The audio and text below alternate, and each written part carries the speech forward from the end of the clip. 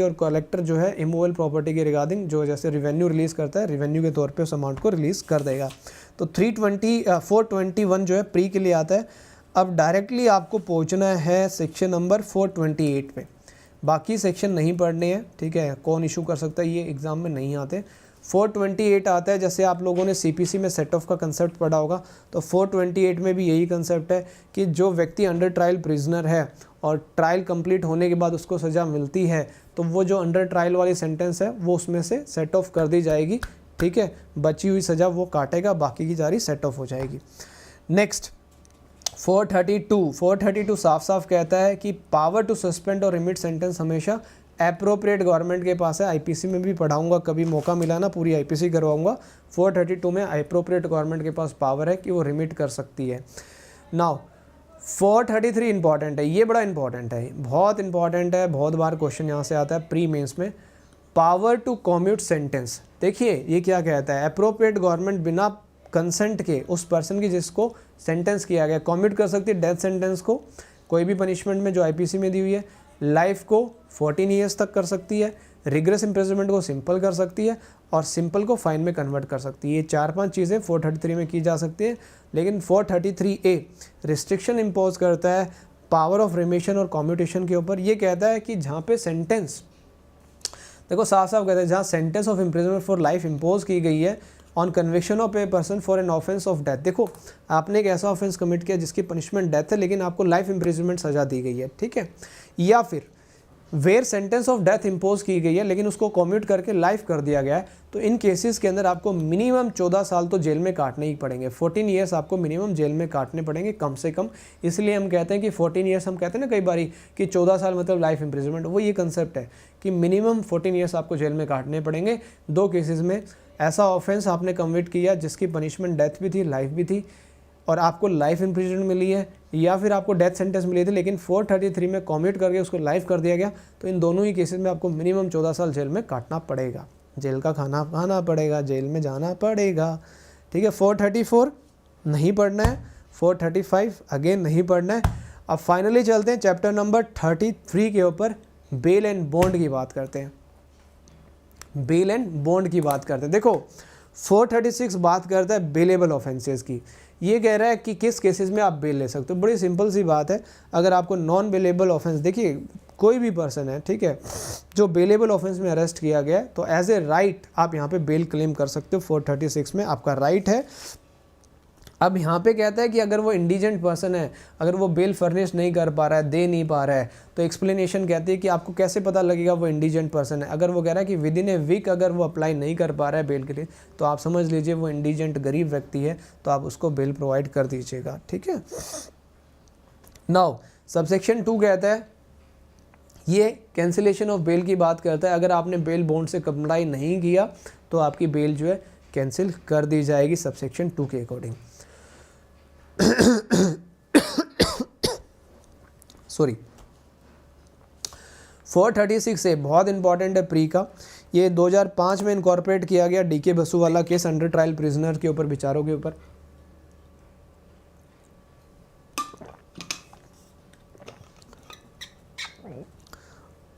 देखो ये क्या कहता है, मैक्सिमम पीरियड क्या होगा जो अंडर ट्रायल प्रिजनर्स जो है उनको डिटेन करके रखा जा सकता है। साफ साफ कहता है जहाँ कहीं भी कोई भी पर्सन, ठीक है, इन्वेस्टिगेशन के दौरान, इंक्वायरी के दौरान, ट्रायल के दौरान आपने उसको जेल में डाला हुआ है, लेकिन साफ साफ लिखा हुआ not being an offence for punishment of death, death वाला नहीं होना चाहिए, ठीक है। उसके अलावा जो भी है, जितनी भी डिटेंशन उसने जेल में काट ली है, ठीक है, यहाँ पे आप सीधा सा 1/2 of the maximum period of imprisonment अगर उसने काट लिया है तो आप उसको रिलीज़ कर दोगे। फॉर एग्जांपल 5 साल की सज़ा थी, भाई साहब 3 साल तो उसको जेल में हो गए रहते हुए, तो आप उसको रिलीज़ कर दोगे फटाक से, ठीक है। बस यही यहाँ पे मैक्सिमम याद रखना है। दूसरा यहाँ पे प्रोवाइडेड कहता है कि अगर कोर्ट चाहे पीपी साहब को सुनने के बाद, रीज़न रिकॉर्ड करने के बाद, कोर्ट कंटिन्यू भी कर सकती है उसकी पनिशमेंट, 1/2 से ज़्यादा भी उसको जेल में रहना पड़ सकता है, और बाद में अगर कोर्ट को लगे तो रिलीज़ कर सकती है बेल के ऊपर, पर्सनल बॉन्ड की जगह, ठीक है, बेल के ऊपर ही डायरेक्टली छोड़ सकती है। प्रोवाइडेड फर्दर कहता है कि कोई भी person in any case detain किया गया उसको इन्वेस्टिगेशन के दौरान, इंक्वायरी, ट्रायल के मोर देन मैक्सिमम पीरियड से ज़्यादा आप उसको नहीं करेंगे। हाँ, ये मेंस में आता है 436 से, मेंस और प्री दोनों के लिए इंपॉर्टेंट है। ठीक है। मैक्सिमम जो पनिशमेंट है उससे ज़्यादा आप उसको अंदर नहीं रखेंगे, अगर रखोगे तो वो इलीगल डिटेंशन, रॉन्गफुल डिटेंशन में आ जाएगी। ठीक है। अब ये कह रहा है जो competition of period of detention होगा under this section for granting bail, the period of detention pass due to delay in proceeding cause, accused ने कोई डिले कॉज किया तो वो टाइम पीरियड हम कैलकुलेट नहीं करेंगे, वो एक्सक्लूड कर दिया जाएगा। अब 437 ये कहता है नॉन बेलेबल केसेस के अंदर भी क्या आपको बेल मिल सकती है। 437 कहता है अगर कोई व्यक्ति एक्यूज्ड है, सस्पेक्टेड है, जिसने नॉन बेलेबल ऑफेंस कमिट किया और जिसको अरेस्ट कर लिया गया, डिटेन कर लिया गया बिना वारंट के, तो वो आपका देखिए साफ साफ लिखा हुआ है किसी कोर्ट के सामने लेके आया गया तो अदर देन हाई कोर्ट और कोर्ट ऑफ सेशन नहीं होनी चाहिए, उसको रिलीज़ किया जा सकता है। 2-3 ग्राउंड हैं, मर्जी है, कोर्ट चाहे तो कर सकती है, as a matter of right नहीं है। Such person shall not be released, अगर ये पता लगता है कि भाई उसने ऑफेंस कमिट किया जिसकी पनिशमेंट डेथ है, इम्प्रिजनमेंट फॉर लाइफ है, वहाँ तो नहीं किया जाएगा आपको रिलीज़। ठीक है, लेकिन फिर भी कोर्ट की मर्जी है, चाहे तो कर सकती है। नॉट सो बी रिलीज अगर कॉग्निजेबल ऑफेंस कमिट किया और प्रीवियसली कन्विक्टेड है, इस केस में भी रिलीज़ नहीं किया जाएगा। ठीक है, इस केस में भी रिलीज़ नहीं किया जाएगा। डेथ है, 7 ईयर्स है, 7 ईयर से ज़्यादा की पनिशमेंट है तो आपको रिलीज़ नहीं किया जाएगा। ठीक है, यहाँ पे जो इंपॉर्टेंट पॉइंट आपसे पूछा जाता है मैं उसी पॉइंट के ऊपर लेके चल रहा हूँ क्योंकि मुझे ऐसा लग रहा है सिस्टम जो है लैग करने लग गया थोड़ा सा। सबसेक्शन 5 पे आइए। सबसेक्शन 5 सिंपल सी बात कहता है कि अगर किसी व्यक्ति को सबसेक्शन 1 सबसेक्शन 2 में रिलीज़ कर दिया तो कोर्ट जो है उसको अरेस्ट करने की ऑर्डर दे सकती है, मतलब कैंसिलेशन ऑफ बेल की बात करता है इनडायरेक्टली सबसेक्शन 5 कि बेल जो है उसकी कैंसिल की जा सकती है। और सबसेक्शन 6 जो है ये भी प्री के लिए बड़ा इंपॉर्टेंट है। ये कहता है किसी भी केस में that is tribal bye magistrate और जो ट्रायल है पर्सन एक्यूज्ड का नॉन बेलेबल ऑफेंस के लिए अगर कंक्लूड नहीं होता 60 डेज़ के अंदर, 60 डेज़ याद रखिएगा फ्रॉम द फर्स्ट डेट, जो एविडेंस लेने की पहली डेट थी उससे 60 दिन तक कंप्लीट नहीं होता है तो उस पर्सन को अगर वो कस्टडी में है तो उसको रिलीज़ कर दिया जाएगा बेल के ऊपर, 60 डेज़ बेल के ऊपर रिलीज़ कर दिया जाएगा अगर ट्रायल आप कन्वर्ट वो कंप्लीट नहीं करते हैं। ओके, नेक्स्ट आइए 437 प्री के लिए हेडिंग पढ़ लेना। 438 एंटिसिपेटरी बेल की बात करता है, एपी की बात करता है एंटिसिपेटरी बेल। एंटिसिपेटरी बेल समझ लो, सुशीला अग्रवाल वर्सेस एनसीटी दिल्ली वाला केस पढ़ लेना, सबसे मस्त है। सुशीला अग्रवाल वर्सेस एनसीटी दिल्ली, इसमें पूरा एंटिसिपेटरी बेल के बारे में बताया गया। जब भी आपको एप्रीहेंडिंग अरेस्ट फील हो तो आप जाके कोर्ट में अप्लाई कर सकते हो, लेकिन ये नॉन बेलेबल ऑफेंसेस में ही होता है। कोई भी पर्सन जिसको ऐसा लगता है कि उसको अरेस्ट किया जा सकता है on acquisition of committing non bailable offence तो वो हाई कोर्ट या कोर्ट ऑफ सेशन में अप्लाई कर सकता है। हाई कोर्ट या फिर कोर्ट ऑफ सेशन में अप्लाई कर सकता है और वहाँ से डायरेक्शन आ सकती है कि जब भी आप इसको अरेस्ट करो इसको छोड़ देना। ठीक है, नाउ यहाँ पे फिर वही कंसेप्ट है आपका। सबसेक्शन 3 कहता है कैंसिलेशन के बारे में, सबसेक्शन 3 पे आ जाओ। कैंसिलेशन के बारे में कहा गया सबसेक्शन 3 में कि बेल जो कैंसिल किया जाएगा, ठीक है नहीं वो डिफ़ॉल्ट बेल नहीं होती है अनीता, वो डिफ़ॉल्ट बेल नहीं, डिफ़ॉल्ट बेल सिर्फ 167 में ही होती है। सबसेक्शन 4 2018 में ऐड किया गया, कोई भी एंटिसिपेटरी बेल नहीं दी जाएगी जहाँ पे आपने ऑफेंस कमिट किया है। रेप का 376, 376 AB, 376 DA, ये रेप के ऑफेंसेस में एंटिसिपेटरी बेल अब नहीं मिलेगी। 2018 के अंदर क्रिमिनल अमेंडमेंट के द्वारा इसको इनकॉर्पोरेट कर दिया गया है, तो इस चीज़ को भी ध्यान रखिएगा। नेक्स्ट आइए 439, वेरी वेरी इंपॉर्टेंट। ये बात करते हैं स्पेशल पावर्स हैं हाई कोर्ट के पास और कोर्ट ऑफ सेशन के पास रिगार्डिंग बेल। देखो यहाँ पे रेगुलर बेल एप्लीकेशन लगाई जाती है जब आप कस्टडी में हो। ठीक है, 439 हाई कोर्ट और कोर्ट ऑफ सेशन अगर चाहें तो आपको बेल दे सकते हैं अंडर सेक्शन 439 और जो भी टर्म्स एंड कंडीशंस जो भी दी गई हैं उनको भी चेंज कर सकते हैं, मॉडिफाई कर सकते हैं। और साथ ही साथ हाई कोर्ट और कोर्ट ऑफ सेशन के पास पावर है सबसेक्शन 2 के अकॉर्डिंग कि जो भी आपने जैसे जिसको भी रिलीज़ किया गया बेल पे उसको कैंसिल भी कर सकते हैं। 439 सबसेक्शन 2 बहुत बार आता है और प्रोवाइडेड यहाँ पे 2 इनकॉर्पोरेट प्रोवाइडेड किए गए हैं 2018 अमेंडमेंट के थ्रू। पहला प्रोवाइडेड कहता है कि हाई कोर्ट और कोर्ट ऑफ सेशन जब भी बेल ग्रांट करेगी जो भी एक्यूज्ड है 376 और ये रेप वाली केसेस का, नोटिस इशू करेगी पीपी साहब को within a period of 15 days from the date of receive. 15 दिन का नोटिस आप देंगे। ठीक है, हाँ ये क्लास यूट्यूब पे रहेगी, टेंशन मत लो। और यहाँ पे जो प्रेजेंस है इन्फॉर्मेंट की और एनी पर्सन जो भी ऑथराइज है उसकी बहुत ज़रूरी है जब भी बेल एप्लीकेशन को सुना जाएगा। ठीक है, बेल एप्लीकेशन को सुना जाएगा। क्या करूँ सीवी, मेरी आदत नहीं है मत ऊपर से पढ़ाने की। अब मैं पढ़ाने लगता हूँ ना तो अंदर ज़्यादा घुस जाता हूँ, चाहते ना चाहते हुए भी ज़्यादा पढ़ा देता हूँ। मैंने सोचा था 2-3 घंटे में ऐसे ही पढ़ा दूंगा CRPC, बट पढ़ाने में इतना मज़ा आ गया कि सारा ही पढ़ाता चला गया, साहब सब कुछ ही बता दिया मैंने तुम्हें। चलो अच्छी बात है। 440 amount of bond and reduction नहीं पढ़ना, bond of accused and sureties नहीं पढ़ना, 444 पढ़ना है आपको, 444 आपको पढ़ना है। संदीप को पता है कि सर पढ़ाते हैं जब मतलब बस पढ़ाते ही चले जाते हैं, उनको ही नहीं पता वो कितना पढ़ा जाते हैं, बाद में पता लगता है अरे यार बहुत ज़्यादा पढ़ा दिया। तो डिस्चार्ज ऑफ श्योरिटीज़, ये प्री के लिए हमेशा याद रखना कि श्योरिटीज़ को डिस्चार्ज किया जा सकता है, ठीक है, बस प्री में आता है हेडिंग बेस्ड, ठीक है। 446 एक बार आ जाइए, 446 पे आइए directly. Procedure when bond has been forfeited, bond forfeit हो जाएंगे तो आप उनको दोबारा कह दोगे भाई फ्रेश बॉन्ड लेके आ, ठीक है, फ्रेश बॉन्ड का कंसेप्ट है यहाँ पे। 446A ये प्री मेंस में आता है, 446 और 446A।